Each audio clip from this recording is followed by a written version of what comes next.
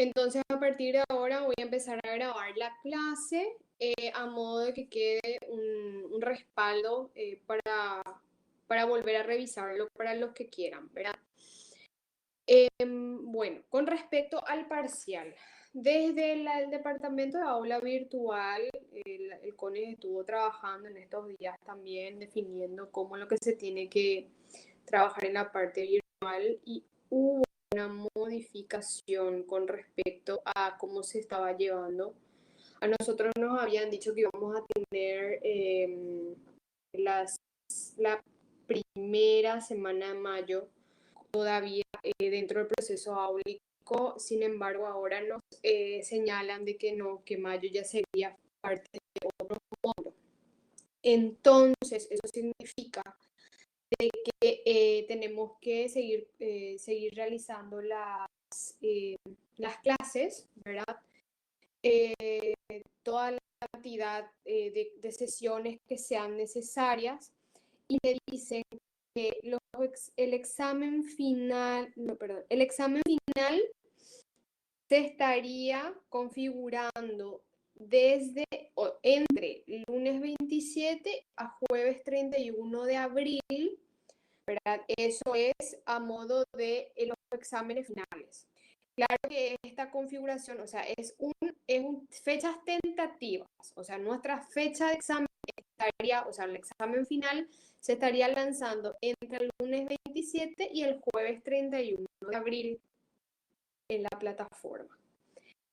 Ellos no van a estar diciendo, bueno, ya se lanzó, ya se cargó tu examen, porque mis exámenes, todos yo ya envié. O sea, es ya la gente de la facultad, la gente de informática, la parte de aula virtual, la que tiene que gestionar, cargar eso, porque al menos de mi parte, lo que era mi trabajo, yo ya lo cumplí, ¿sí? Entonces, examen final va a ser entre las fechas lunes 27 y jueves 31 de abril. Ese es por un lado. El examen parcial se va a estar configurando entre el miércoles 22 y el sábado 25 de abril. Entonces, esas son las fechas en que ustedes tienen que tener presente de que les va a llegar la notificación para tomar el examen parcial. De hecho, yo desde el día 1 que nosotros comenzamos la clase, yo ya les dije que ustedes tenían que empezar a trabajar con las preguntas, empezar a leer, a hacer análisis, fijar los conocimientos, porque en cualquier momento se iban a estar dando las directivas con respecto a esto, ¿verdad? Entonces, vuelvo a repetir, la fecha para exámenes parciales va a ser, para el examen parcial va a ser entre el miércoles 22 y el sábado 25 de abril. En la plataforma les va a llegar luego una invitación, así como les llega la conferencia, les va a llegar también tanto el examen final como del examen parcial también. Así que ella queda a modo de que ustedes reciban esas notificaciones, porque a mí no me llegan las notificaciones, a ustedes sí les va a llegar porque es como una tarea. ¿Sí? A mí ya me llega cuando ustedes rindieron todo, nomás ya me llegan las notificaciones. Por eso es mucho más probable que ustedes se enteren de la fecha antes que yo me entere, porque a mí no me notifica ese tipo de cosas en la plataforma. A mí ya me notifica cuando tengo que corregir. A ustedes les va a llegar entonces la notificación de la parcela entre el miércoles 22 y el sábado 25 y el examen final les va a llegar la notificación entre el lunes 27 y el jueves 31 de abril. Así que ya tienen eso, anótenlo, regístrenlo, ténganlo presente porque también estas mismas fechas estarían para las otras materias también, así que organicen su tiempo a modo de aprovecharlo y que no se les encime todo, ¿sí? Bueno, acá, mira, acá está. Ellos fueron los que se equivocaron, yo ni siquiera miré el calendario. 30 de abril, entonces, o sea, 31, 30, bueno, ese último día, ese día. Entonces, eso es con respecto a las fechas. Acá queda el anuncio, entonces preguntas con respecto a esto, ya salvadas en esta parte. Con respecto a ver, Voy a entrar en nuestro grupal.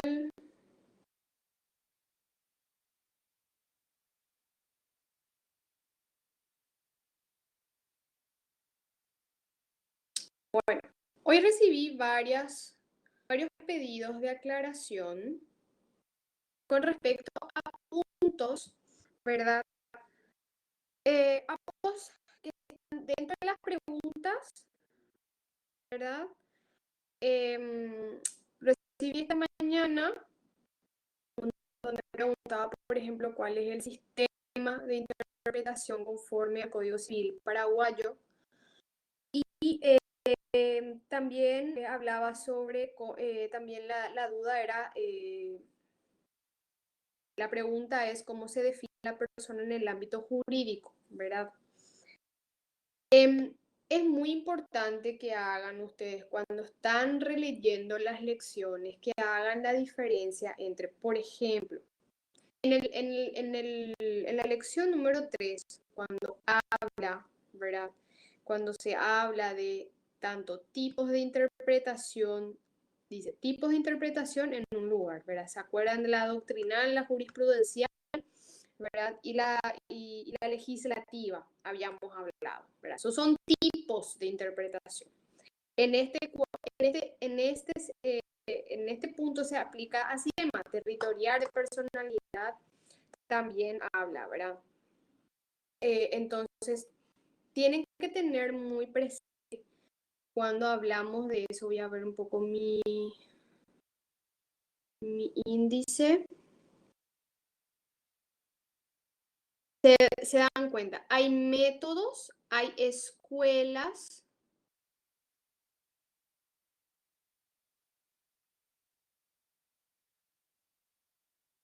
y hay sistemas, y a ese tipo se refiere, ¿verdad? Y en nuestro Código Civil, si ustedes se fijan, ¿verdad? En cuanto al sistema, ¿qué dice en el artículo 1 del Código Civil? Dice, las leyes son obligatorias en todo el territorio de la República, desde el día siguiente de su publicación o desde el día que éstas determinen. Entonces, cuando habla del sistema, se refiere al sistema territorial de la ley, porque en nuestro Código Civil no aplica el hecho de que si un paraguayo se va a Japón y él pretende aplicar el Código Civil en Japón, eso no existe, porque nosotros no seguimos el sistema de personalidad, nosotros seguimos el sistema territorial.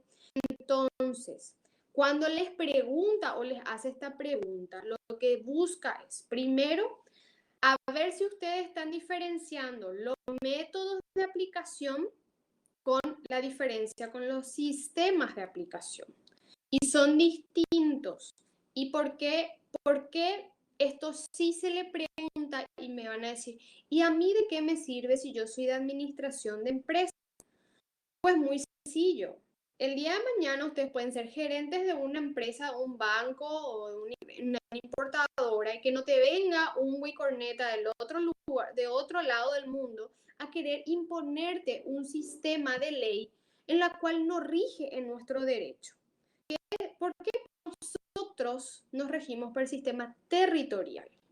¿Qué quiere decir? Que esa persona que negociar contigo, comprarte tus productos o contratar tus servicios, tiene que regirse a las normas de derecho civil de aquí, chicos. Por eso es que se hace esta pregunta.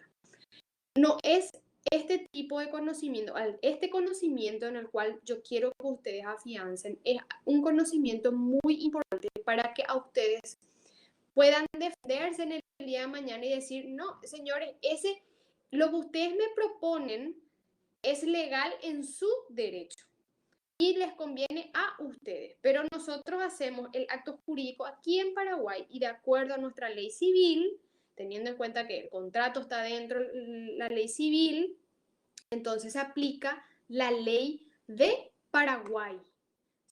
Bien, esa es la idea, ¿entiendes? Que es muy importante que ustedes tengan presente al momento de responder ese sistema, ¿sí? Con respecto a la territorialidad, ¿verdad? También hay otro sistema que nosotros utilizamos, ¿verdad? Recuerdan el sistema de la nacionalidad y el sistema del domicilio. En nuestra ley nosotros aplicamos ambos, es decir, el sistema territorial, o sea, nosotros aplicamos nuestra ley en nuestro territorio y conjuntamente utilizamos la regla del domicilio. O sea, si la persona está domiciliada acá en Paraguay, evidentemente, con más razón, ¿verdad? Rige las normas de lo que tiene que ver con el sistema de domicilio. O sea, si el acreedor vive aquí es donde se tiene que demandar. O sea, cuando hablamos del sistema de domicilio, es una especie de, ¿cómo se dice? Es una especie de arista en donde se aplica también el sistema territorial, porque el juez competente va a ser el juez del domicilio, es decir, del territorio en donde esa persona habita, ¿se entiende? Entonces, el sistema territorial y el sistema de domicilio son como dos hermanitos que se unen. Entonces, si es que, por ejemplo, aplicando la regla de la territorialidad no es posible establecer qué ley se va a aplicar, entonces se tiene que investigar cuál es el domicilio de las personas parte y dónde se va a cumplir ese acto jurídico. Entonces, si es en Paraguay, perfecto, están domiciliados en Paraguay, se cumple aquí, se aplica el Código Civil paraguayo. Esa es la forma en la cual se asegura, se hacen unas medidas de seguridad para la aplicación de la ley y se pueda resolver el caso. Ese es en cuanto a esa norma, perdón, a esa pregunta. En la lección número 4, y eso vamos, ¿verdad?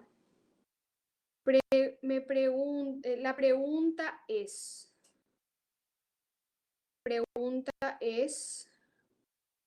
¿cómo se define a la persona en el ámbito jurídico? Y en este punto de la lección, yo había presentado varias definiciones de lo que es persona, ¿verdad?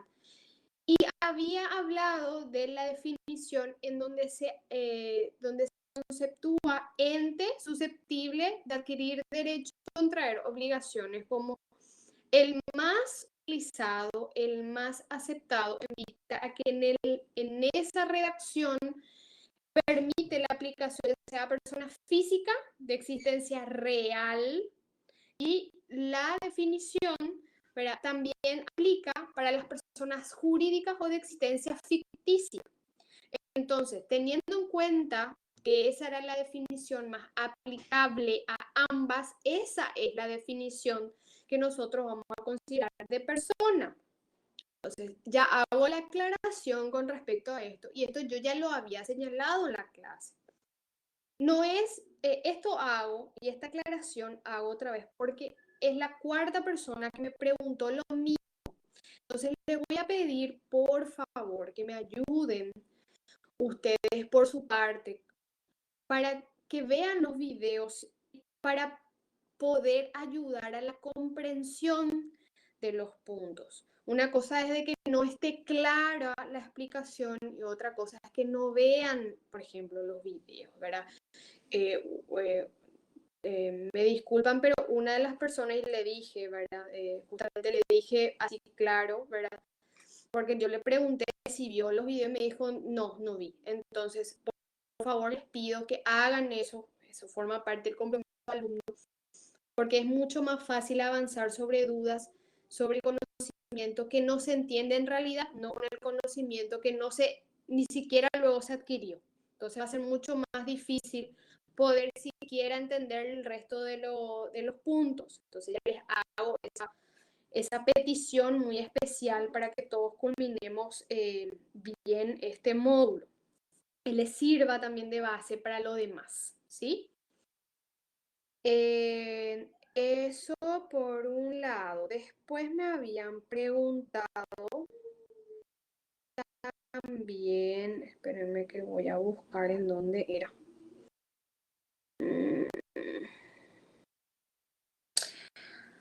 Bueno, en la lección 2 se consulta, ¿es obligatorio el cumplimiento de las leyes y el fundamento jurídico? Y el fundamento es el artículo 8 del Código Civil, ¿verdad? En donde se señala que la ignorancia de la ley no exime el cumplimiento, salvo que la excepción esté prevista en la ley. Es decir, de que vos no conozcas la ley no significa de que vos no tengas que cumplirla, porque se supone que al darse publicidad en la Gaceta, en la Gaceta Oficial, ¿verdad? De la República del Paraguay, se supone de que todas las personas tienen que estar pendientes de que haya una nueva legislación o de las nuevas normas que salen. Que no hagamos eso, bueno, es una idiosincrasia nuestra, pero eso no significa que no estemos obligados a cumplirla. Entonces, eso es muy importante que se tenga en cuenta. Entonces, el fundamento jurídico es en vista al artículo 8 del Código Civil, donde se manda o hace obligatoria el cumplimiento de la ley y que la ignorancia de la ley, ¿verdad? No exime su cumplimiento. O sea, de que vos no conozcas o no te hayas informado por negligencia, desidia o simplemente no tuviste tiempo, lo que sea, no importa porque la regla es que las personas conocen el derecho. ¿Se entiende? Eso es por un lado.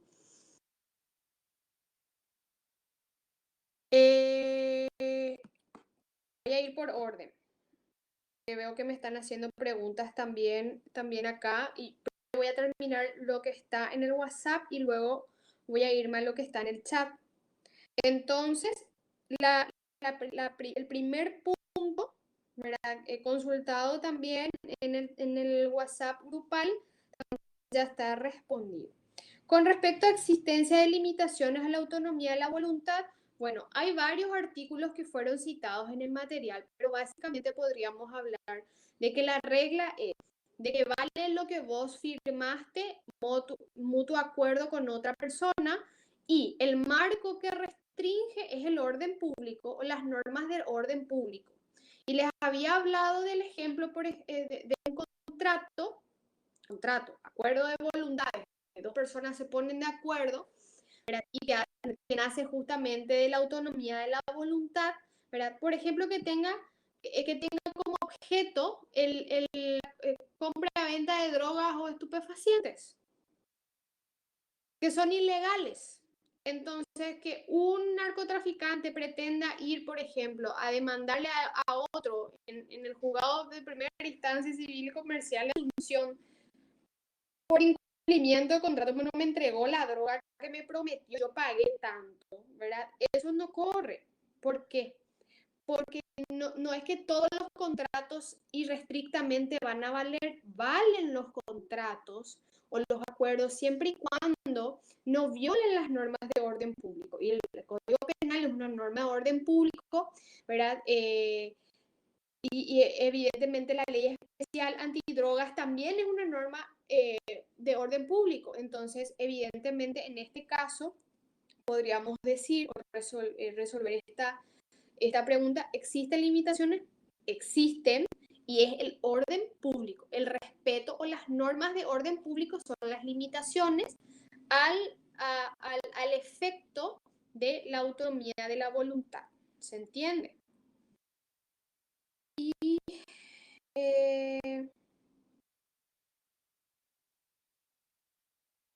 después me pregunta, unidad 6. A ver.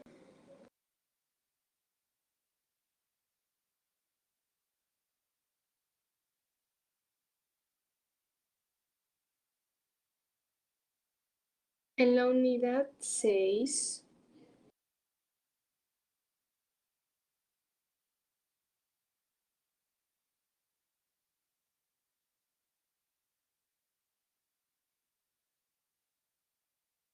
tenemos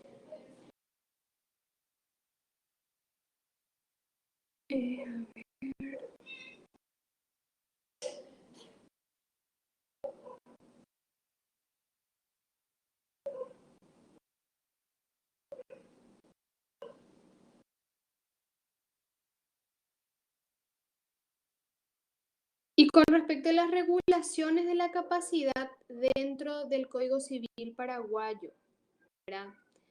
Y se refiere a las diferencias entre capacidad de derecho y la capacidad de hecho. A eso se refiere. Y por consecuencia se refiere también a las incapacidades. ¿Qué es la incapacidad de derecho? ¿Qué es la... Primero, entonces, ¿qué entra en este punto? Entra. ¿Qué es la capacidad de derecho y qué es la capacidad de hecho? Y, por contrario, sensu, que es la incapacidad de derecho y que es la incapacidad de hecho. Y otra vez, dentro de incapacidad de hecho, saber distinguir la diferencia entre la capacidad de hecho absoluta de la incapacidad de hecho relativa y cómo se atribuye esa incapacidad, que es por la edad, que es algo que yo ya les había explicado. La capacidad de derecho nosotros lo adquirimos con la concepción, siendo esta como la aptitud para ser sujetos de derecho y de protección. Y la incapacidad de derecho sería la imposibilidad de poder tener ese derecho, ¿verdad? Que hoy día casi es inexistente porque toda persona hoy día ya tiene derechos, ¿verdad? Sin embargo, el hecho de que tenga o sea sujeto de derecho no significa que lo pueda él por sí mismo, así de buenas a primeras, ser el que tenga la facultad de pedir o solicitar su cumplimiento. Es así, por ejemplo, con una persona por nacer, es decir, un bebito, desde que el momento de que se une el óvulo y el espermatozoide, que crea el embrión, ya tiene capacidad de derecho. Sin embargo, va a ser va a estar incapacitado de hecho hasta los 14 años si es una persona sin ningún tipo de discapacidad. Salvo que si tiene alguna discapacidad, evidentemente esto persiste, ¿verdad? Hasta su mayoría de edad. Persiste esto, incluso se extiende. Entonces, hablamos de que esa persona es incapaz de hecho hasta que cumpla los 14 años. A partir de ahí, esa persona, ese adolescente, va a tener una incapacidad de hecho relativa. ¿Qué quiere decir? Que para algunas cosas se le va a considerar competente y para otras cosas no. Es decir, si quiere casarse va a tener que sus papás darle permiso, pero si comete un hecho punible sí se le va a procesar y se le va a llevar a la cárcel para menores. ¿Se entiende? A eso se refiere con eso. Y cuando se habla con regulaciones sobre la capacidad, a eso se refiere. La distinción entre capacidad de hecho y de derecho y las conceptualizaciones y definiciones entre capacidad, incapacidad absoluta y relativa, que justamente es el punto que está a un poco más allá de esas preguntas. A eso se refiere con regulaciones sobre la capacidad. Eso es respondiendo a... Ahí terminó la pregunta que hizo la compañera aquí. Ahora voy a ir a la pregunta que hay en el chat.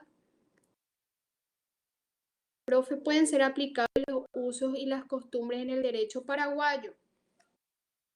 Al respecto, quiero que se vayan al artículo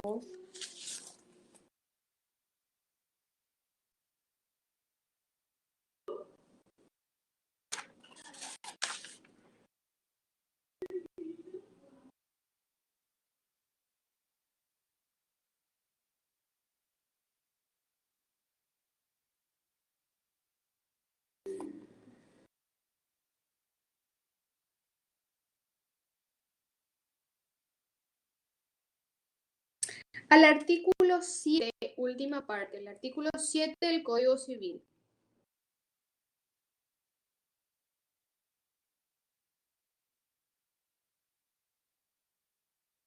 Ya están en el artículo 7.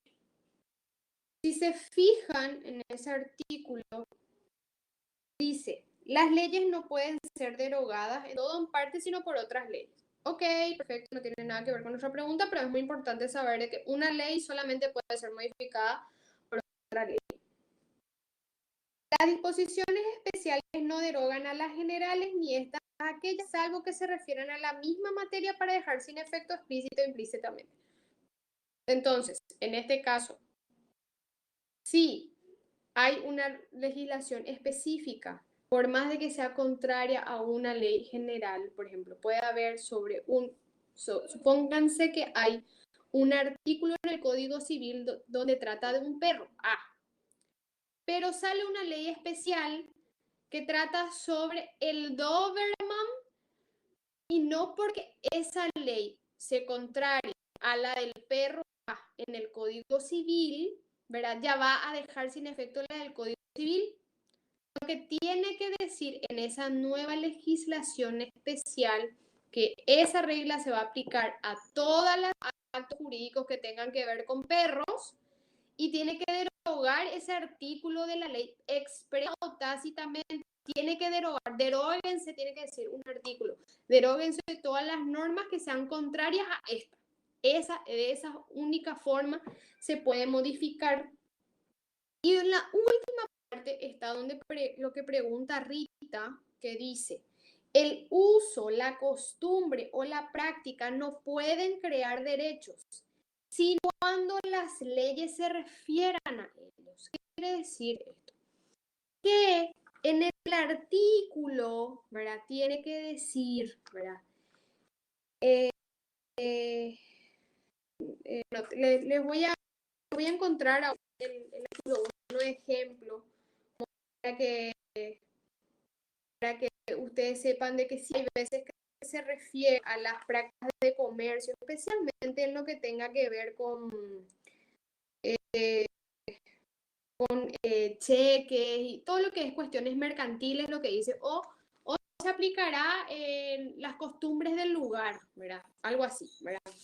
Entonces, la regla es, no valen los usos, las costumbres, salvo que el artículo dice, valdrá también, en este caso, se tendrá en cuenta a modo de prueba, ¿verdad? Las prácticas del lugar, en el comercio o algo parecido, eso tiene que decir, o sea, tiene que referirse a la ley en general a que una costumbre y que esa costumbre va a valer, ya sea.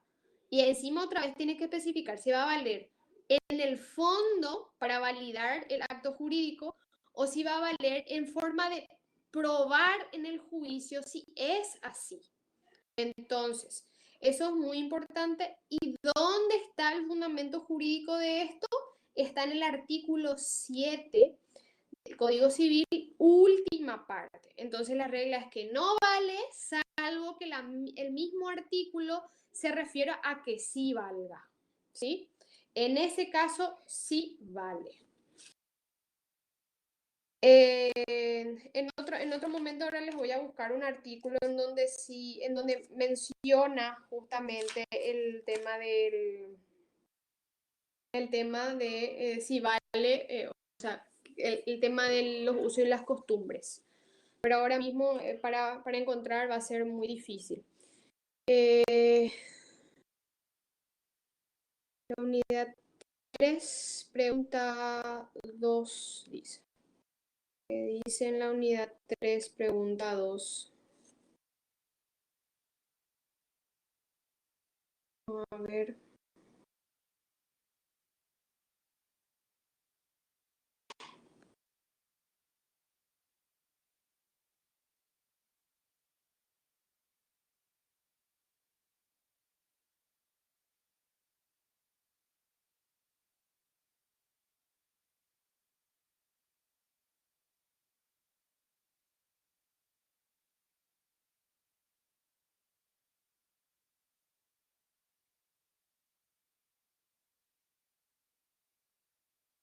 Dice,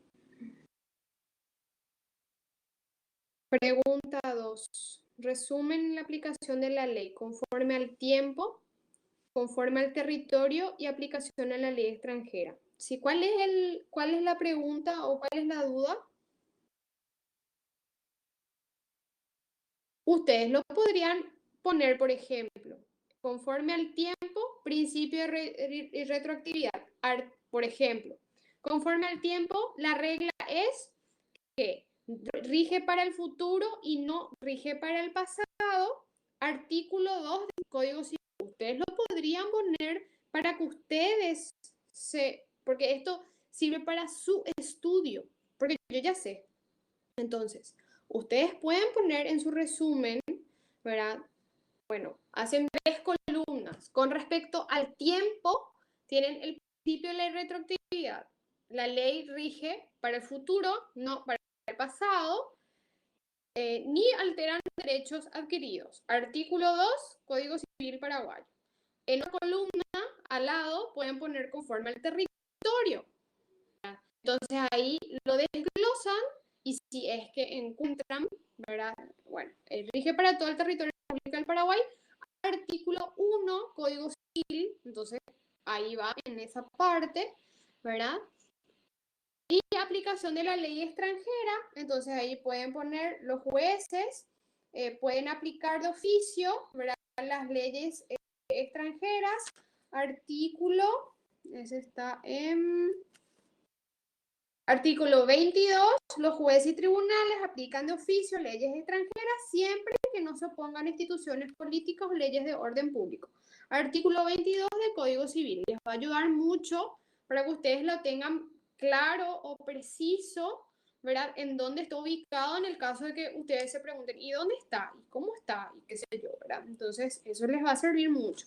Ustedes ya realizan el resumen como ustedes consideran para aprender mejor, ¿verdad? Cada uno, yo lo haría, por ejemplo, en columnas, pero hay personas que les gusta hacer en llave, así que pueden hacer en llave también, ¿verdad? O mapas sinópticos también sirven, o sea, depende un poco cada uno del sistema de estudios o de realización de resumen que utilice, ¿verdad? ¿Hasta acá estamos bien?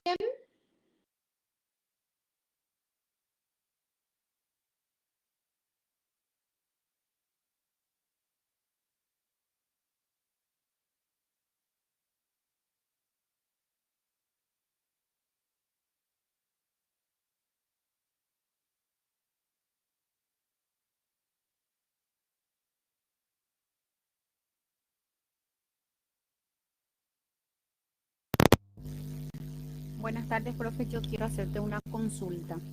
Sí. En mi correo me llegó que tenemos fechas para entregar trabajos prácticos y tiene todito escalonado la fecha que tenemos que hacer de la semana 1, qué día tenemos que entregar, de la semana 2 también. Te consulto si estas preguntas tenemos que enviar eso, ¿cómo sería? Yo no di eso es de mi materia. Y te voy a... Porque Yo no di me llegó a mí en mi te correo. pediría que corrobores, te pediría Sí, que... antes que nada que corrobores que sí salió de mi materia porque yo no di ninguna directiva de esa, ¿verdad? Entonces, al menos pasado, entonces, pero yo no había dado ninguna directiva más trabajos, yo no di. Lo que yo les había dado es para desarrollar preguntas que estén atentos a entrega o lo que sea que nos diga la central. Y entre el abanico de cosas que me pareció que ellos dieron, entonces yo les tomar un examen parcial por lo más simple, porque seamos sinceros, tanto ustedes como yo estamos llevando una carga, ¿verdad? Enorme con el tema de la cuarentena. Prácticamente estamos llevando entre 4 a 5 trabajos a la par, ¿verdad? Que lo que es normal de nuestra vida. Un trabajo práctico para que hagan otra vez parte de responder las preguntas y demás, era exagerado. Entonces, encima son muchos. Yo decidí un parcial. Entonces. Sí, profe, pero a mí me dijo, no, sí, a mí me llegó, me dice que... No me dice la...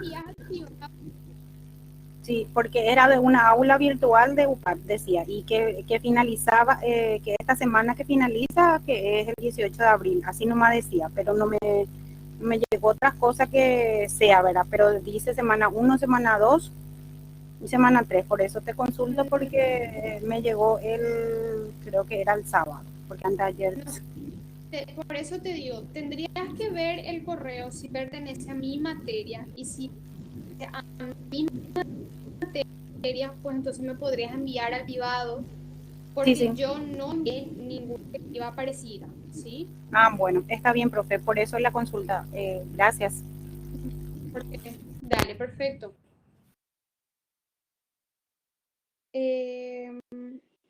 Bueno, con respecto al parcial que tenemos con fecha próxima, son 6 preguntas de 5 puntos cada una, en donde incluyen temas ya vistos en la unidad 1 a la unidad 4, ¿sí? Algunas ya estaban así como bien señaladas por las preguntas ya dadas en el cuestionario y otras más específicas, ¿verdad? Son más específicas de conocimiento.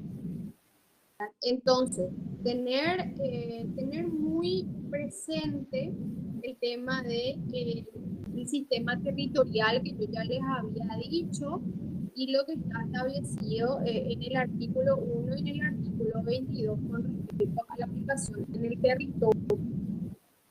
Entonces, eso tienen que tener muy presente. En Paraguay nosotros la regla que aplicamos es la ley territorial, por eso se incluye la pregunta.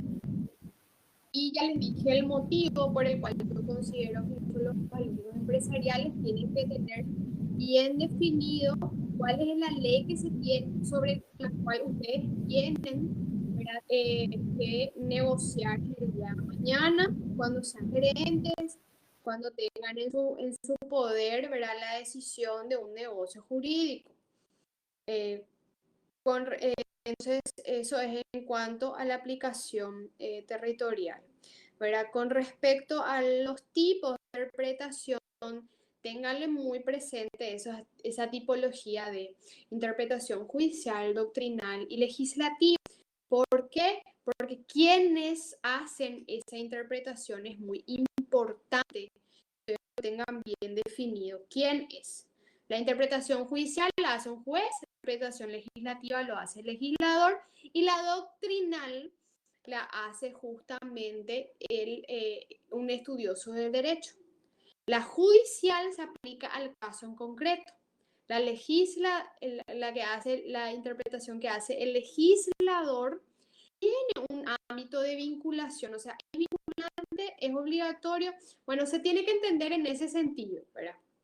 Básicamente, sí es una guía para el juez al momento de aplicar la solución al caso concreto, aplicar ese artículo al caso concreto, pero es la judicial la que a nosotros más nos afecta. ¿Por qué? Porque nosotros cuando tenemos un problema, lo que vamos es y planteamos ante un juez. Y este juez es el que tiene que aplicar la ley general, aplicar al caso en específico. Entonces la interpretación judicial es la que tiene mayor relevancia. Así que mírenle con mayor detenimiento. ¿Verdad?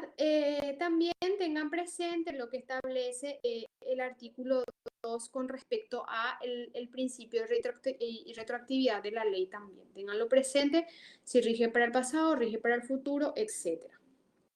Y también tengan muy presente también el artículo 6 del Código Civil, en donde nos señala nos dice o nos subraya la facultad del juez, la importancia de la facultad del juez, y de que un juez no nos puede venir con, che, sabes que tu caso es un poco complicado y sabes que yo no quiero resolver tu caso, o sabes que esto en otro momento ahora vamos el derecho no está suficientemente avanzado como para resolver este caso.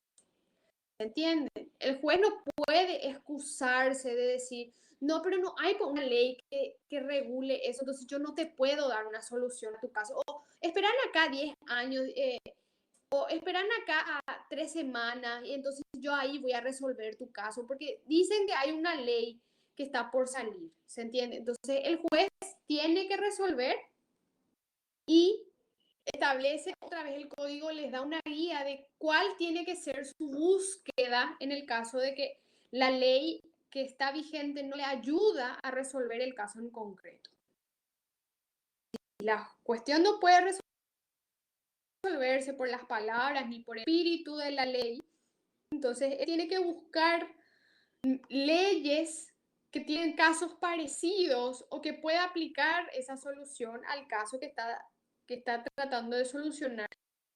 Y si eso no le ayuda a resolver, entonces tiene que acudir a los principios que ya habíamos hablado, que los principios generales de derecho son como verdades sobre las cuales no se discuten más en derecho, o nosotros no nos ponemos más a discutir si la persona tiene derecho a la vida, derecho a la educación, derecho al trabajo, si la persona tiene derecho a firmar un contrato, si puede contraer un matrimonio, es algo que esté dentro de las causales, no se le da ninguna validez. Por ejemplo, si son hermanos, primos, ese tipo de cosas, sí, evidentemente eso en un matrimonio no es nulo, pero si no hay ningún impedimento, no hay problema, ¿verdad? Sí vale esa unión. Ahora que tu mamá y tu tía no se su tía no se lleven bien, o sus mamás no se lleven bien, o las consuegras no se lleven bien, ese tipo de cosas no repercuten en la validez, por ejemplo, del matrimonio. ¿Se entiende? Entonces es muy importante eso. Eso es a modo general de lo importante tener presente para el parcial.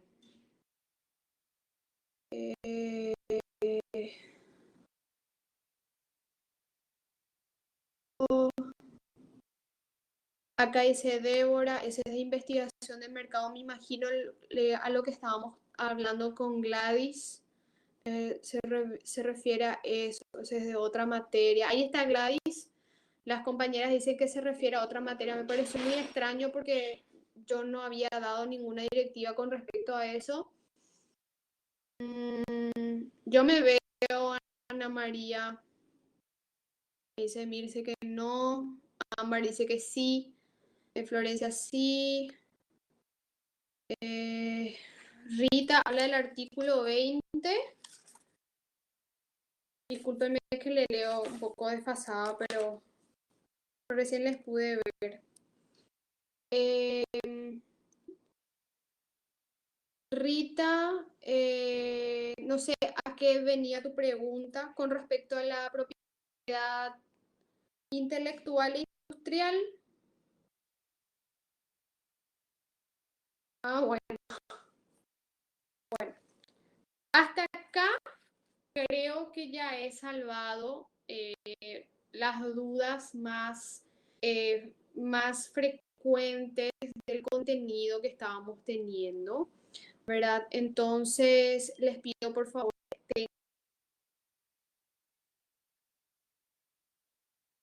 en el momento que van a estudiar, entonces también para hacer el repaso. Y si es que no hay otra duda, me gustaría ya iniciar la unidad 7 de personas por nacer, que es una que ya habíamos dado más o menos.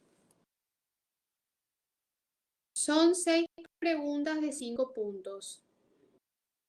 30 puntos total.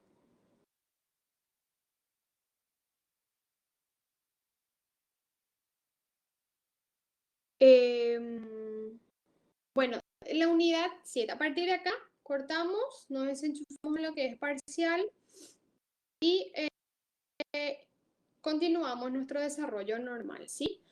En la unidad 7 vamos a hablar sobre las personas por nacer. Así se titula nuestra unidad, ¿verdad? Las personas por nacer, ¿quiénes son? Son aquellos seres concebidos que están en la pancita de la mamá o esperando ser insertados en la pancita de mamá, ¿verdad? ya son sujetos de derecho, de acuerdo a nuestro código y a la Constitución Nacional en su artículo 4, ¿sí?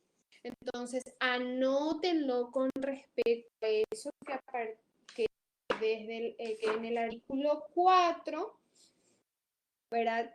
Se consigna que la persona es considerada persona desde su concepción, es decir, es sujeto de derecho desde ese mismo instante.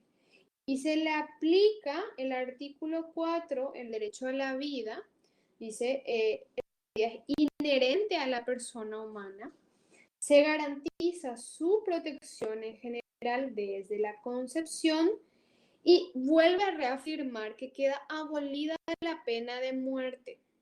Entonces, ¿qué quiere decir esto? Que prácticas como el aborto hoy día están contempladas como un hecho punible dentro de nuestro ordenamiento jurídico.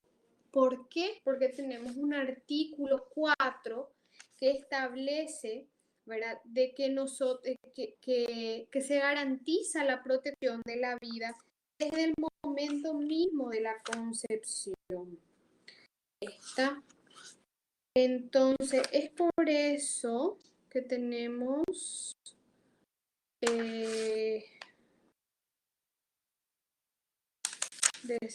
veo el artículo para que ustedes tengan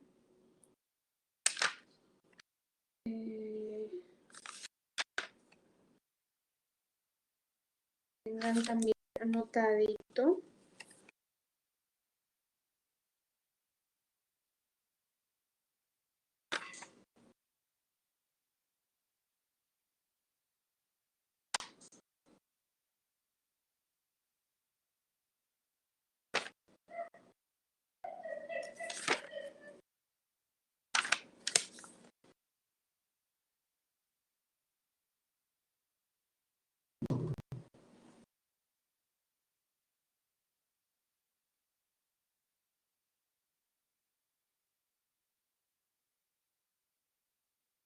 Bueno, les tengo que mirar bien porque estoy encontrando el artículo, pero sí está penado el aborto como un hecho punible también. ¿Por qué? Porque amenaza contra un bien jurídico protegido, que en este caso es la vida, que está protegida por el artículo 4 del Código, perdón, de la Constitución Nacional, ¿sí?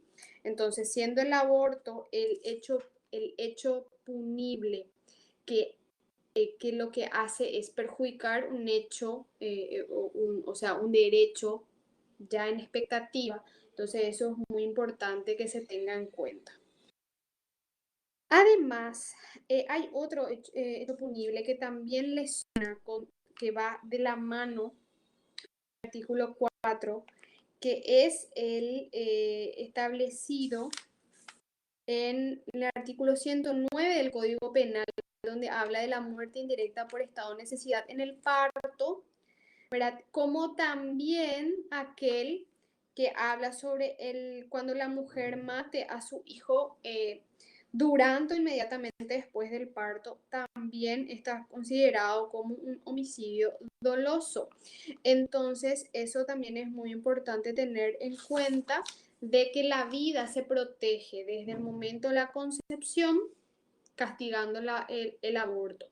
También se protege en el momento del parto, durante el parto, como también inmediatamente después del parto, ¿sí?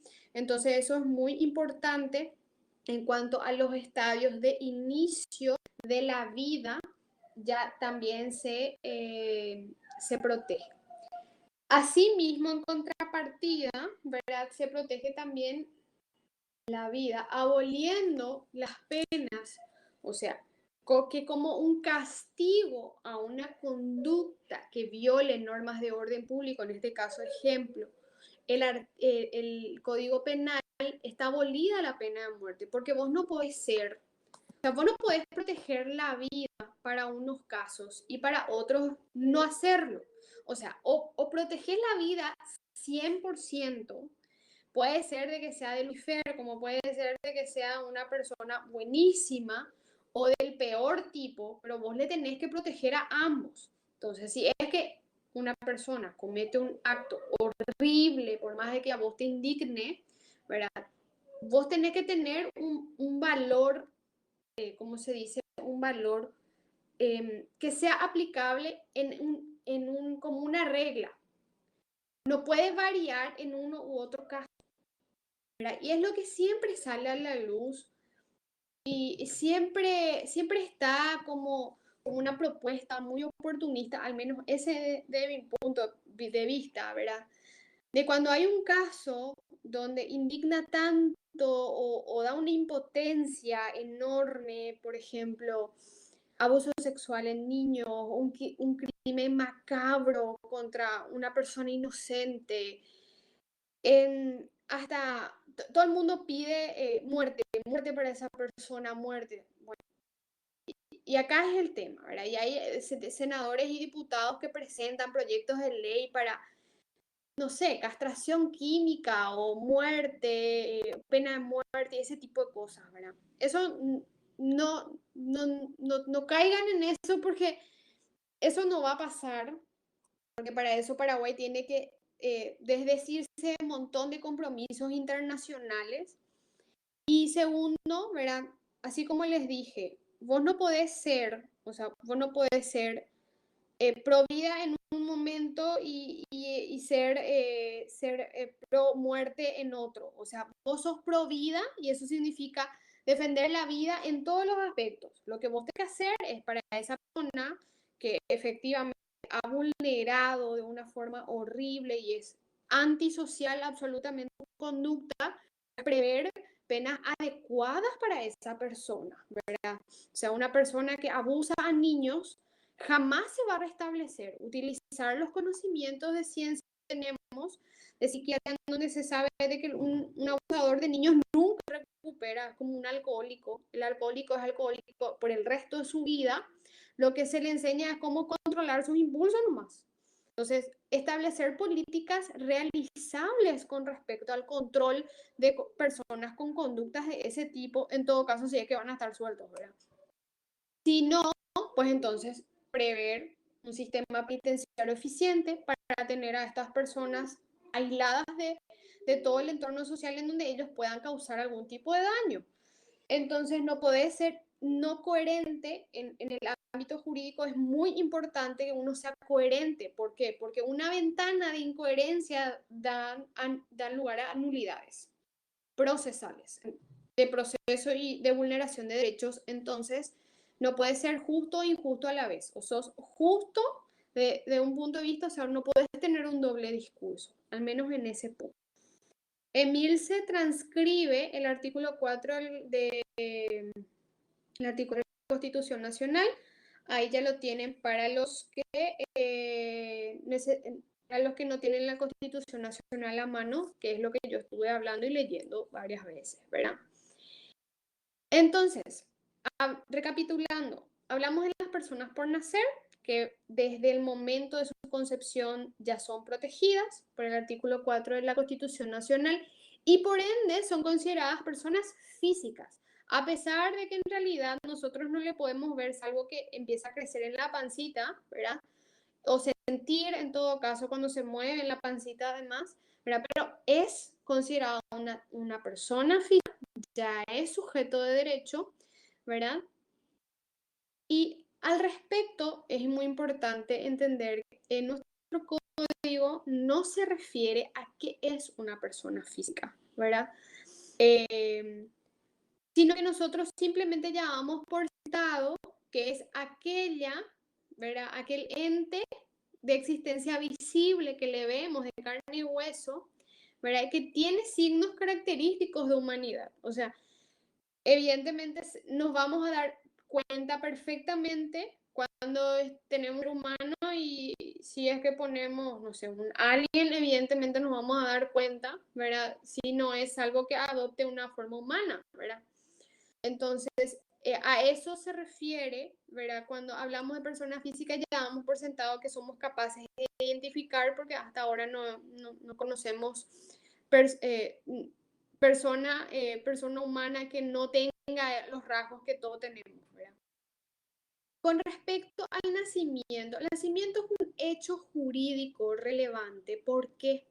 Porque el nacimiento marca un antes y un después en el derecho, porque, bueno, vos sos sujeto de derecho desde el momento que te concibieron hasta nazcas. Vos nacés y todos esos derechos, evidentemente tenés el derecho a la protección, pero son de la vida. En teoría también tenés derecho a la salud, tenés derecho a la educación, tenés derecho, todos esos derechos que todo el mundo tenemos, lo tenemos en expectativa mientras se va desarrollando el embarazo. Una vez que esa persona nace, se da el primer hecho jurídico más importante, que es la consolidación de esa capacidad de derecho, ¿verdad?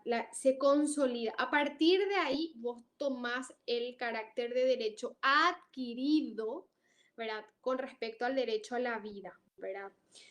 Y al respecto, el artículo 28 del Código Civil dice, la persona tiene capacidad de derecho desde su concepción para adquirir bienes por donación o herencia. La irrevocabilidad de la adquisición está subordinada a la condición que nazca con vida, aunque fuere por un instante después de estar separado del seno materno. Entonces, a partir de ese momento, del nacimiento con vida, entonces se cambia absolutamente. ¿Y por qué? Tal vez no queda muy claro, ¿verdad? Pero en el caso, les voy a poner un ejemplo. En el caso mío, por ejemplo, ¿verdad? En el caso mío, mi heredero es mi hijo. Mi hijo tuvo que haber nacido con vida, aunque sea un instante. A partir de ese momento, él se constituye como mi heredero. En el caso de que no haya un nacimiento con vida, por ejemplo, mis herederos, si a mí me pasa algo, iban a seguir siendo mis padres, por ejemplo. Un ejemplo, ¿verdad? Entonces, en el momento de que él nace con vida, se modifica absolutamente toda mi línea sucesoria. A partir de su nacimiento con vida, evidentemente, el padre de mi hijo con mi hijo son mis herederos, excluyéndole a mis padres como mis herederos. Entonces, el nacimiento con vida, ¿verdad?, modifica toda la línea sucesoria. Por eso que es muy importante, por eso hablamos de que el primer hecho jurídico más relevante que puede darse es el nacimiento con vida de un ser humano, ¿sí? Porque modifica absolutamente todos los derechos en expectativa de otras personas incluso. Al respecto, ¿verdad? El artículo 32 del Código Civil nos habla de repútase como cierto el nacimiento con vida cuando las personas que asistieron al parto hubieran oído la respiración o la voz del nacido o hubiesen observado otros signos de vida. En este caso, hoy día, ¿verdad? A modo, por ejemplo, en aquellos casos donde, especialmente donde hay de negligencia médica, se aplica, ¿verdad? Se aplica mucho el procedimiento forense de la autopsia. En el momento de la autopsia se hace también una prueba, ¿verdad? A modo de conocer si dentro de los pulmones ha entrado aire o no, ¿verdad? Entonces, ahí se determina si hay un nacimiento con vida o no. Y evidentemente los efectos jurídicos cambian en el caso de que ese bebé haya nacido con vida y posteriormente haya fallecido. En el caso de que, por ejemplo, sea como producto o consecuencia de un traumatismo de un procedimiento médico, evidentemente podría configurar como una mala praxis médica, ejemplo, ¿verdad? O en ese momento también se puede determinar si tenía un mal congénito del cual no fue diagnosticado anteriormente o fue como producto del mal congénito que ya previamente fue diagnosticado. Ejemplo, ¿verdad? Y la persecución penal y también todos los efectos jurídicos cambian de acuerdo al resultado de esa autopsia. Hoy día, entonces, no solamente los testigos, como es en el artículo 32, recuerden de que nuestro Código Civil era del año 1985, o sea, cuando eso todavía no habían muchos procedimientos como para poder hacer todo lo que hoy día se puede hacer. Entonces, el tema de testigos era muy importante. Entonces, podríamos decir de que además de esto también hay otras formas de probar el nacimiento con vida, no solamente, ¿verdad? Los testigos, ¿sí? Eso es lo que con respecto al artículo 32, ¿verdad? Entonces, la presunción legal sobre el nacimiento con vida justamente nos habla de eso, de la prueba pericial al cargo de los médicos especializados, que es el médico forense, el Ministerio Público, por ejemplo, es el que realiza esas autopsias. Uno muy conocido es Pablo Lemir, por ejemplo, que vemos que sale en la tele y todo el tiempo está él saliendo por casos bien sonados, ¿verdad? Y ahí habla, ¿verdad? De, de son cuestiones así muy puntuales, ¿verdad? Habla, por ejemplo, del color del pulmón, por ejemplo, ¿verdad? Que si la que ha respirado o no es diferente, ¿verdad? Y también habla de la prueba pericial del pulmón en un recipiente de agua y se hunde, no ha sido con vida, pero si flota, si tuvo vida, por ejemplo, ¿verdad? Entonces, sin embargo, no podría decirles porque no es mi ámbito de especialización y tampoco he tenido la oportunidad de preguntarle a un forense si siguen practicando eso como para probar la vida o el nacimiento con vida o no, ¿verdad? No le podrías decir si este procedimiento se sigue aplicando en medicina forense, pero al menos ese era el más utilizado antes, ¿verdad? Con respecto al nacimiento múltiple, también el código lo había establecido o una regla para quién o cómo se va a considerar el tema del nacimiento, quién es primero, quién es segundo y todo ese tipo de cosas, ¿verdad? En el artículo 33 del código civil, ¿verdad? Se aplica la regla en el cual, en el caso de mellizos o gemelos, los dos son considerados de la misma edad. Claro que anecdóticamente sabemos fulano es mayor que fulano, ¿verdad? Pero en modo de derecho, siguiendo la conducción del Código Civil, que todos los hijos matrimoniales o extramatrimoniales tienen los mismos derechos y obligaciones, el Código Civil también establece que tienen la misma edad y por lo tanto tienen los mismos derechos. ¿Se entiende? Entonces, no porque vos sos el primogénito o el mayor, por más de que sea tu gemelo y qué sé yo, vos tengas más derecho a la cosa que tu hermano, ¿verdad? Y esto les digo que sí hay todavía ese pensamiento. Justamente la semana pasada me había comentado una persona que me pidió asesoría de que su hermano le decía de que él era el mayor y que por lo tanto él tenía más derecho a la casa, por ejemplo. Ese tipo de cosas son concepciones del código viejo, en el cual supuestamente el hermano mayor tiene mayor derecho sobre los bienes de los padres. Hoy día esa concepción se ha abandonado, todos los hijos tienen la misma porción del pastel, ¿se entiende? Tanto los hijos matrimoniales como extramatrimoniales.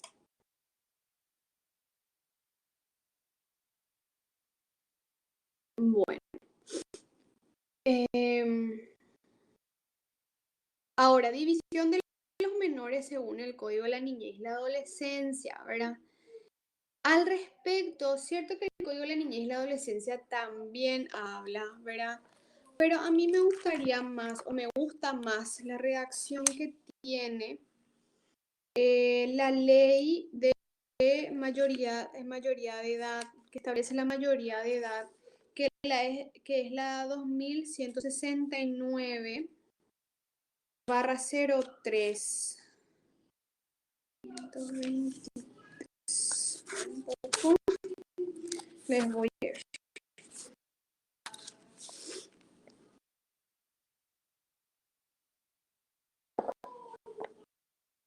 En el artículo 2, un poco en el artículo 2,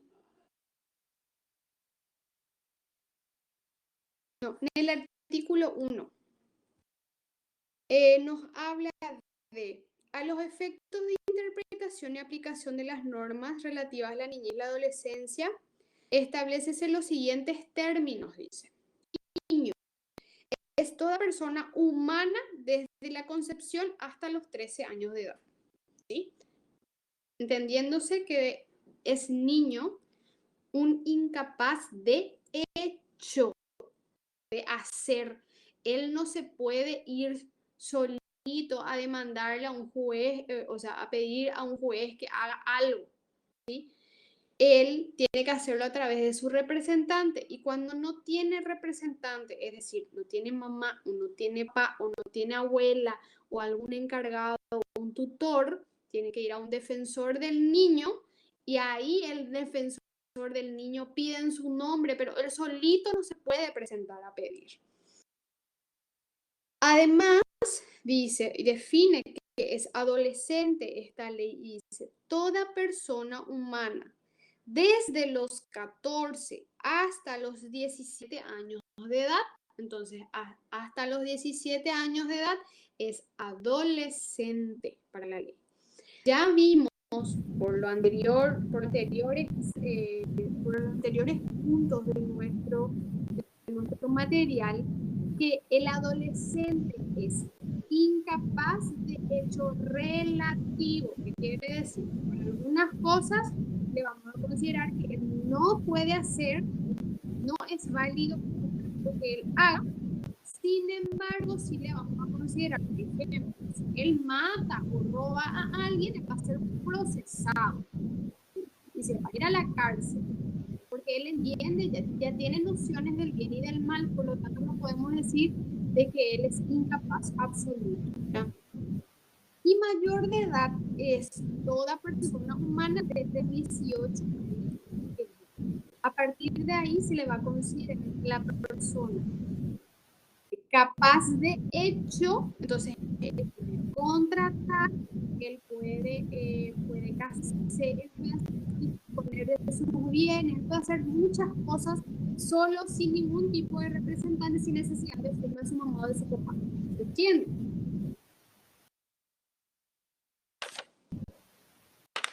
Bueno, esto es con respecto entonces a la ley 2169/03. Sí, Gladys, sí, por favor, ¿no puedes silenciar tu micrófono?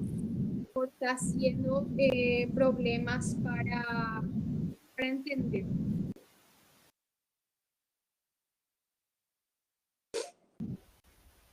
Bueno.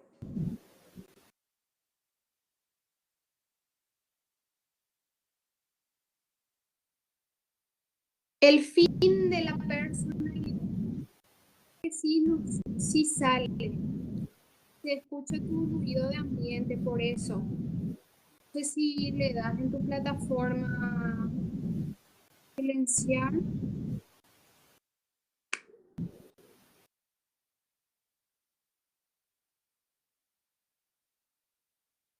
Bueno, fin de la personalidad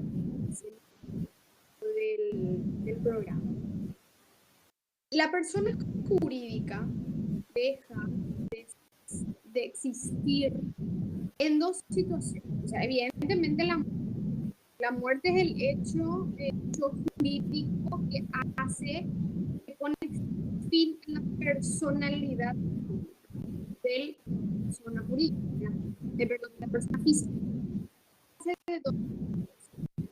Puede darse por una declaración judicial de fallecimiento, ¿verdad? Y puede darse por una presunción de fallecimiento. Una declaración judicial de fallecimiento básicamente ahí cuando alguien abre una sucesión, ¿verdad? Y evidentemente se declara de que esa persona ha fallecido y se declara entonces que a partir de este momento fulano, fulano, fulano son los herederos de esta persona X. Gladys, por favor, si tu micrófono, porque me dicen que no se escucha nada. Ahí parece que paró.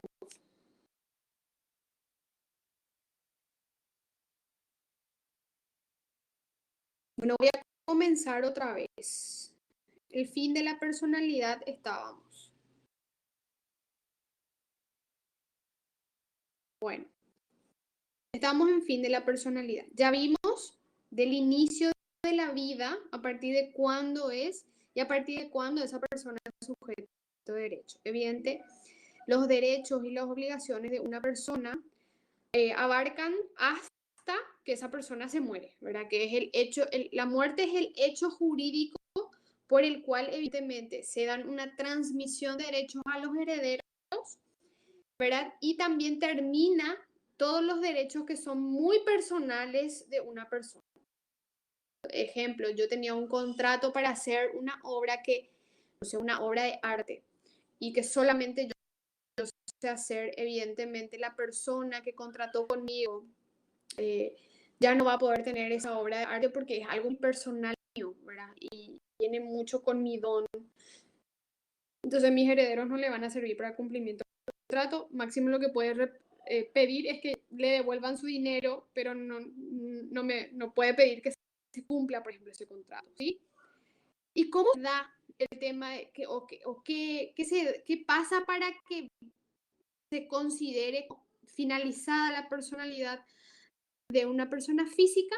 Se dan de dos maneras. Con la declaración judicial de fallecimiento, que por general se da dentro de un proceso de sucesión. Bueno, muere una persona, transmitir sus derechos a sus herederos, iniciar la sucesión, que es un juicio especial, ¿verdad? Y evidentemente el juez, para poder decir fulano y fulano son herederos, fulano tiene que decir, evitándose que fulano tal se murió, entonces fulano, fulano, fulano, que son sus hijos, van a ser nombrados herederos y evidentemente los bienes van a ser de ellos. Entonces, de esa forma es que se hace la declaración judicial de fallecimiento. Y hay otra circunstancia también. La cuestión no es difícil cuando vos podés ver que efectivamente falla la persona, ¿verdad? Porque hay un cuerpo, se le vela, etcétera, etcétera. Pero la cuestión está cuando por un hecho absolutamente, por ejemplo, un accidente aéreo, ¿verdad? O un naufragio, es muy, o sea, no se encuentra el cuerpo, ¿verdad? Entonces, transcurrido un tiempo, ¿verdad? Establecido en la ley, se considera de al no esa persona no dar signos o volver a tener noticias de esa persona, ¿verdad? Se considera que esa persona ya no está. ¿Y qué pasa? Bueno, los herederos tienen la posibilidad de presentarse, ¿verdad?, ante un juez y solicitar que se declare presentan evidentemente un accidente, presentan de que esa persona abordó el avión y que esa persona estaba en ese avión, que pasó el accidente, tal fecha, y de que esa fecha hace 2 años ya, y que evidentemente, como no hubo sobrevivientes que se hayan encontrado de eso, ya salió también el informe del peritaje, dicen que nadie sobrevivió ni pudo haber sobrevivido, no se puede presumir entonces de que esa persona, se puede presumir que esa persona ya no está con nosotros. Entonces, en vista a todo eso que se colecta dentro del proceso, entonces el juez le declara muerta a esa persona, ¿verdad? Y a modo de darle a los herederos derechos para administrar los bienes y evidentemente transmitir los derechos, ¿verdad? Eso es que dice, podrá declararse judicialmente la muerte de una persona desaparecida en un terremoto, accidente aéreo, terrestre, incendio u otra catástrofe, o una acción de guerra también, cuando las circunstancias no quepan admitir la supervivencia. Lo pueden solicitar el esposo o la esposa, bueno, si es, ya saben si es mujer o hombre, ¿verdad? Los acreedores, ¿verdad? Y los parientes hasta el cuarto grado de afinidad, ¿sí? Entonces, ellos pueden irse ante el juez y solicitar la presunción de fallecimiento. Hasta acá estamos bien.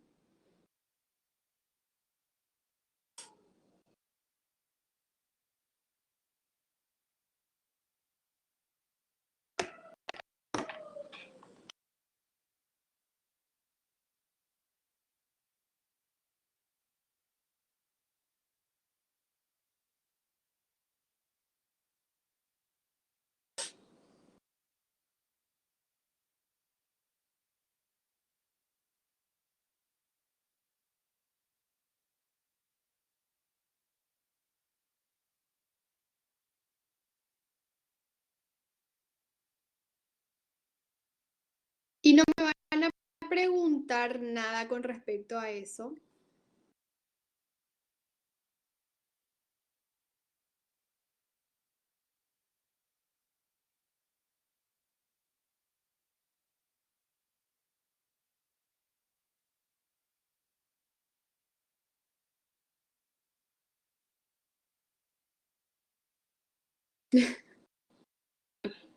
Y no les da curiosidad saber por qué alguien se tiene que ver o por qué los acreedores pueden pedir, por ejemplo, que se le declare muerto a alguien o por no les parece macabro que un esposo o una esposa pueda pedir eso.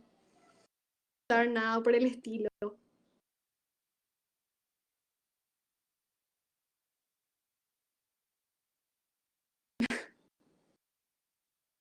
Puedes activar tu micrófono, Luz. No, no es por locura. Voy a explicar por qué. Y les hago esto porque quiero que entiendan la importancia de los juicios sucesorios, porque justamente les hago esto, este comentario, justamente para comentarles lo importante que es, porque en nuestro país, lastimosamente, ¿verdad? Las personas no se ocupan de las sucesiones y dejan pasar, y hay, por ejemplo, recién les pongo una idea. Una casa, por ejemplo, pasa en la tercera o cuarta generación recién legaliza, ¿verdad? Por ejemplo, que ellos están viviendo ahí, pero ellos estuvieron pasándose de generación en generación, ¿verdad? Y había sido de la de su bisabuelo la casa, y solo entre los herederos tiene un derecho, por ejemplo, la sobrina es la que está viviendo en la casa, o no sé, la prima es la que está viviendo en la casa, el heredero más directo, otro, y un rollo enorme. Por eso es muy importante que todas las sucesiones, o sea, ocurre un hecho, por más doloroso que sea, no sé, un incendio, un fuego de años, por ejemplo, tuviste un pariente para arreglar todo eso, para que los derechos vayan actualizándose y no se espere que acá a 3 o 4 generaciones recién se encuentren con que había sido que esa persona que estaba viviendo ahí, o por ejemplo, esa persona vendió algo irregular y entra un comprador tercero de buena fe, se entra la sustancia de que lo que compró en realidad no compró porque pertenecía a esa persona. Entonces, que es muy importante también en el modo, por ejemplo, ustedes pueden estar deslumbrándose por una casa, comprando, había por un precio ganga, pero había sido estado en sucesión, y ahí se encuentran con el martes 13 de que a la persona que le pagaron no era heredero o era heredero con 10 más. Y entonces conseguir que los otros ningún dinero, eso no va a ocurrir, entonces se compraron algo que no van a poder usufructuar nunca, por ejemplo. Entonces, para ese tipo de cosas. Lo que quiero preguntar es el punto 2. Pregunta, ¿cómo puede solicitar la defensa de los derechos por nacer? Por medio de la representación, eh, el padre o la madre pueden solicitar, ¿verdad?, al juez de la niñez y la adolescencia, o en el caso, por ejemplo, de la madre estar impedida, por ejemplo, la madre está en coma, no hay padre, entonces puede ser un defensor de la niñez y la adolescencia. Entonces, se puede solicitar la defensa de las personas por nacer. Ese es una. Y Luz Marina pregunta, lo de ella se lo declaró muerto ya varios años, ya está desaparecido. ¿Cuánto tiempo tiene que pasar? Tiene que pasar 2 años. No se le puede declarar muerto si es que las personas, o sea, sus parientes no lo solicitan. En este caso, ¿quiénes pueden solicitar? Son los padres, pueden solicitar la esposa o la concubina o los hijos, ¿verdad? Y incluso los acreedores pueden solicitar que sea declarado muerto por presunción, por no tenerse noticias de él. También, avanzando un poco el punto, creo que respondí la pregunta de Luz. Vamos a pasar al artículo 34, ¿verdad? El artículo 34 habla del caso, el término técnico que utilizamos es conmoriencia, ¿sí? Conmoriencia. Así se escribe. Ese es el término o la casuística que aquí se presenta.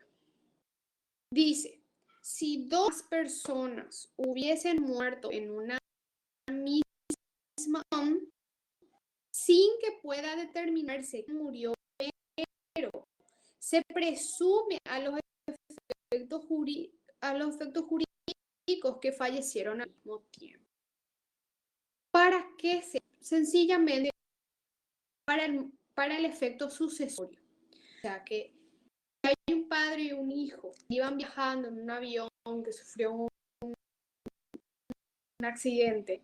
Entonces, no hay ninguna disputa de quién le sucede a quién, se va a considerar que ambos fallecieron y entonces el nieto en representación en la sucesión de su abuelo y recibir lo que le correspondía a su padre como en herencia. Entonces él va a representar a su papá.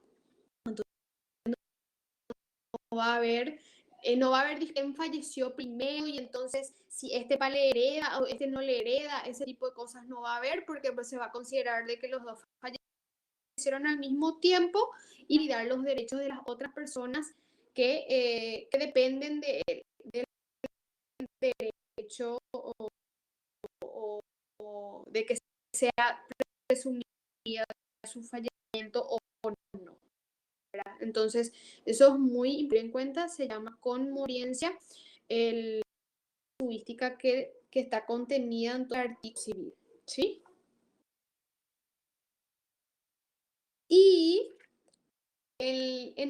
la parte de tercera edad, parece muy importante que hagamos una lectura, ¿verdad?, lo más completa posible de esta ley para conocer lo que dice, porque creo que todo, quien más, quien menos, en tercera edad, y conocer los derechos y las obligaciones que existen con respecto a estas personas que tienen una categoría de protección especial. Esta ley, la ley es la ley de las personas adultas, una ley especial, la ley 1885, como fin la protección de los derechos e intereses de las personas de tercera edad, entendiéndose por tales a los mayores de 60 años, ¿sí? Y la ley evidentemente ya te dice la forma en que debe interpretarse los artículos o el contenido de la ley debe interpretarse siempre en interés de la persona de tercera edad que resida, y hay otra vez el principio del sistema territorial en el nacional, ¿sí? Entonces es muy importante que se tenga en cuenta siempre. El artículo 3 nos habla del derecho a un trato digno, a no ser objeto de discriminación de ninguna clase, para ejercer funciones públicas o privadas, o sea, que es lo que se tiene que tener en cuenta de su integridad, ¿verdad? También la atención prioritaria en la salud, la vivienda, la alimentación, transporte, educación, entre la percepción oportuna de sus haberes y si lo. Entonces, cuando hablamos así especiales para los abuelos en el colectivo, bueno, acá está una de las leyes en donde les garantiza espacio, por ejemplo. También que goza pleno ejercicio de los derechos civiles, comerciales y laborales en igualdad que los demás sujetos, ¿verdad? Que igual que nosotros, sin que la edad constituya un impedimento alguno para condiciones ante terceros. Y al respecto, ¿verdad? En la práctica esto es tanto así. Sabemos, por ejemplo, que la persona, ¿verdad? Al llegar a tercera edad, ¿verdad? Le es más difícil contratar, por ejemplo, un seguro médico, sacar un préstamo, ¿verdad? Incluso tiene problemas para sacar chip de telefonía y eso, ¿verdad? Entonces, bueno, la redacción de la ley, ¿verdad? Muy lindo el espíritu, pero no es tanto así. También vemos que el artículo 4 es un compromiso por parte del Estado con este sector de la población, ¿verdad? Donde señala que garantiza el ejercicio de sus derechos y especialmente de aquellas personas que se encuentren en vulnerabilidad, carezcan de o se encuentren abandonadas, ¿verdad? Y supuestamente que se le tiene que incluir dentro de los programas sociales y dar protección. Habla de los órganos de aplicación de la ley, ¿verdad? Habla el Ministerio de Salud, ¿verdad? Como el órgano encargado de la aplicación de la ley, ¿verdad? Que en día, ¿verdad? También se tiene que trabajar con gobernaciones y municipios, se tiene que trabajar también con otras instituciones del Estado para la integración de la persona de tercera edad, prestar asistencia técnica, supervisar y fiscalizar, ¿verdad? Entidades privadas con o sin fines de lucro que se dedican a la atención y bienestar de las personas, prevención de la salud psíquica, física y social del adulto mayor, ¿verdad? Entre otras cosas, también educación y cultura, ¿verdad? Para que se estar como responsable de introducciones de la educación básica, capítulos especiales que respondan a la valoración, el respeto y la solidaridad hacia las personas de tercera edad, y el recurso necesario para financiar los planes y proyectos que beneficien a esta, ¿verdad? El famoso de tercera edad que se tramitan a través de la municipalidad, ¿verdad? Un ejemplo de este tipo de acciones, ¿verdad? Y acá el artículo 8 tiene como se dice, una importancia muy, muy trascendental, porque habla de la obligación de asistir y proteger a las personas de tercera edad que sean parientes de la misma forma, de la misma. en la forma establecido en el artículo 1, título 3, capítulo 12 del Código Civil de prestación de alimentos, ¿verdad? Entonces, muchas veces me ha tocado lidiar con familias en donde no sé, bueno, cierto que también puede ser conflictivo a la abuelita, ¿verdad? Pero no porque es conflictiva, no se le tiene que dejar de asistir. Entonces, formarla por abandono y también solicitar, ¿verdad?, el cumplimiento, también establecer medidas de protección ante el juzgado de paz, que son ante los jueces de paz, que son los competentes para la aplicación de medicación de alimentos también, ¿verdad? En el artículo 9 justamente se señala que es en los juzgados de Erika donde se pueden hacer juicios para prestación de alimentos e incluso solicitar medidas de protección para la asistencia, ¿verdad? No solamente por violencia familiar, sino también en el marco de esta ley en específico, ¿verdad? Entonces es muy importante que ustedes esto conozcan. Esto es lo básico que yo quería que ustedes conozcan, ¿verdad? De que los parientes, entonces es muy importante que conozcan de que sí o sí se les tiene que asistir, que no es, bueno, puede ser muy conflictiva, pero igual se le tiene que asistir, se le tiene que brindar habitación, abrigo, se le tiene que brindar alimentos, llevarle, traerle, o sea, es muy importante eso. Entonces, o si no, pueden ser procesados penal como civilmente, ¿sí? Y hay una ley especial encima que lo establece. Hasta acá, ¿cómo estamos?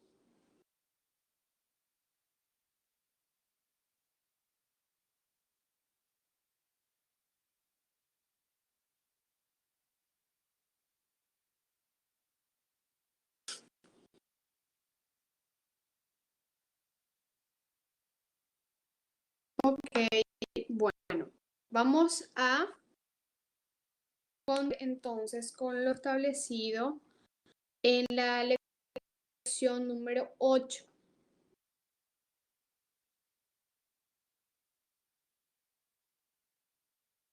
Bueno,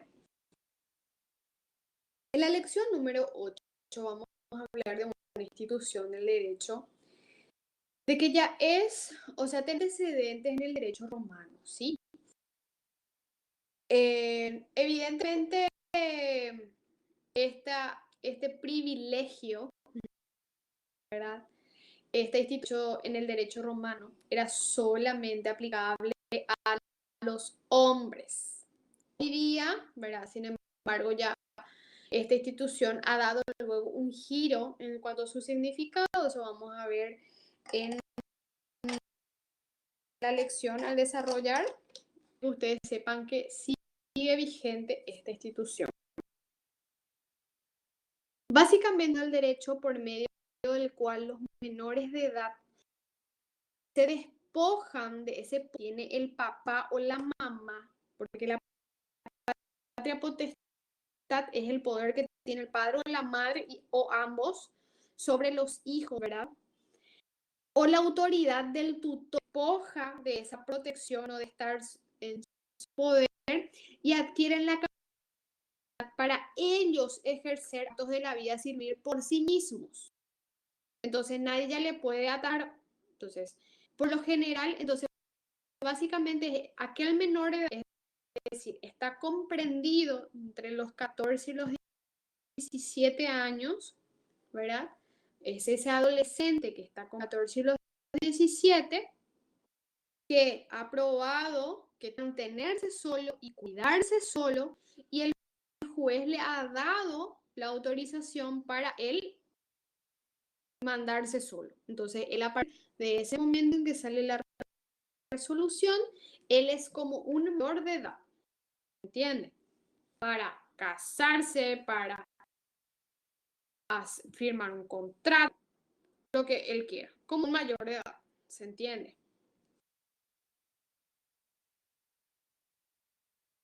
En, en el derecho romano, la emancipación, el retiro de la patria potestad que hacía el pater familia, recuerdan que el pater familia era como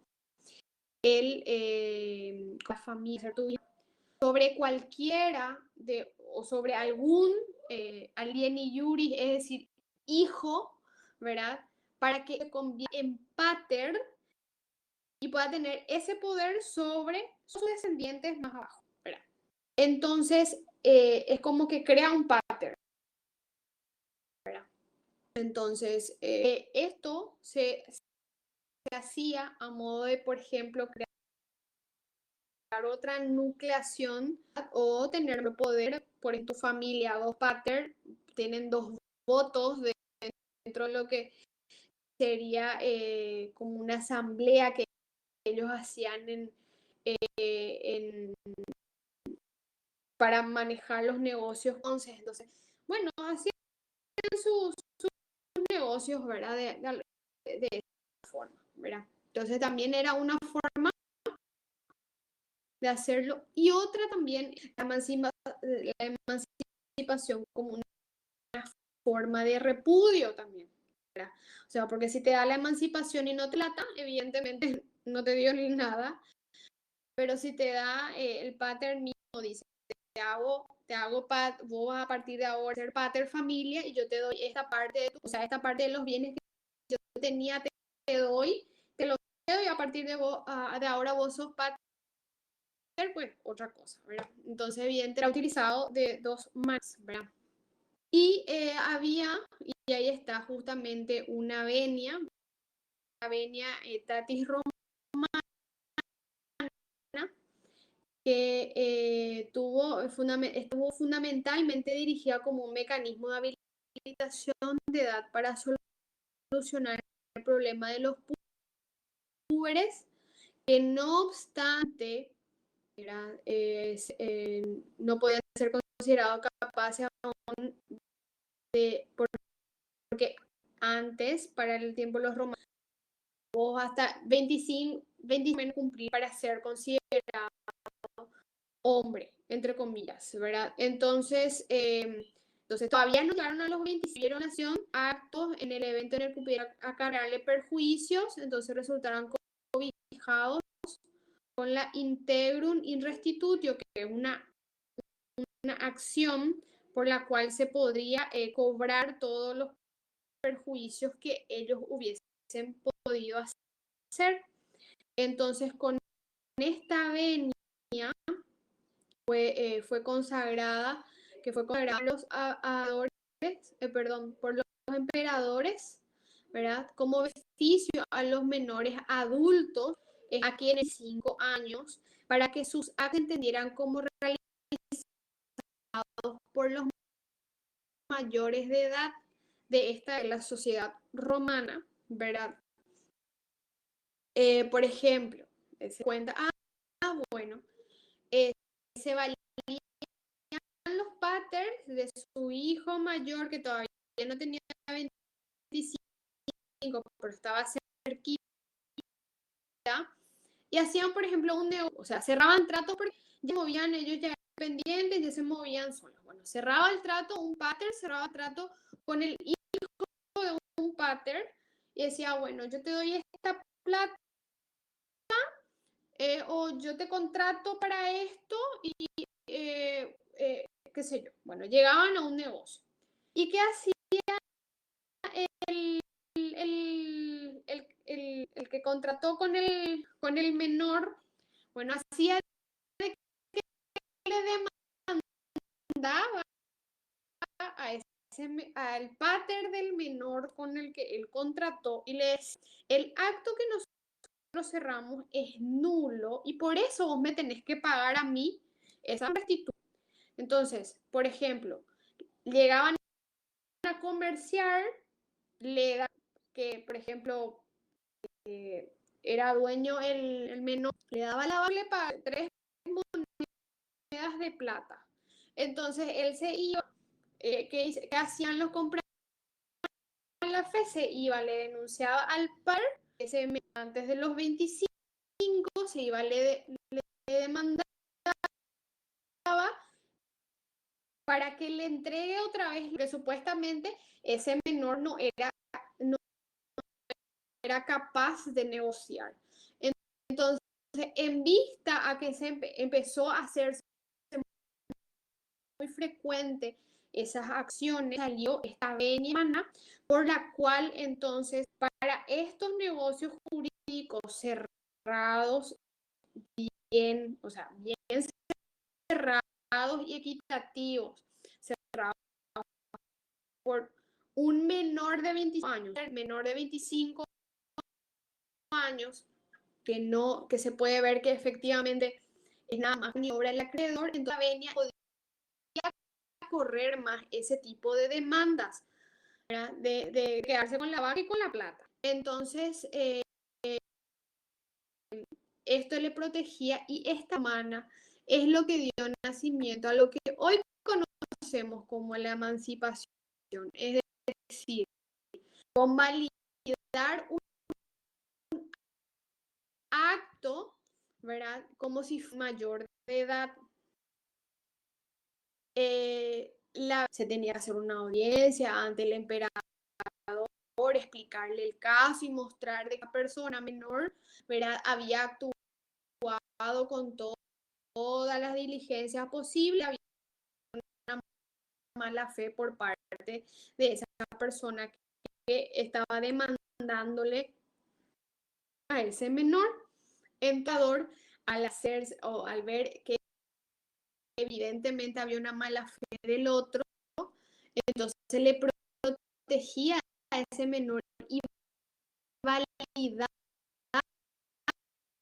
ese acto jurídico que hizo él, ¿verdad? Y como si fuera un mal, ¿se entiende? Entonces, eso es lo que hacía. A ti es lo que hoy le llamamos emancipación, que podría decirle que es que emancipa un menor de edad hoy día, un juez de la niñez y la adolescencia, cuando le da la emancipación a un menor de edad.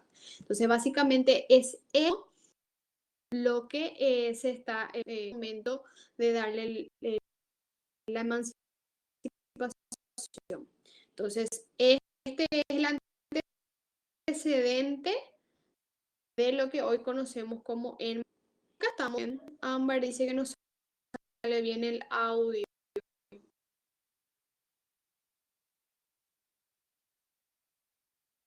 ¿Me escuchan bien o cómo estamos?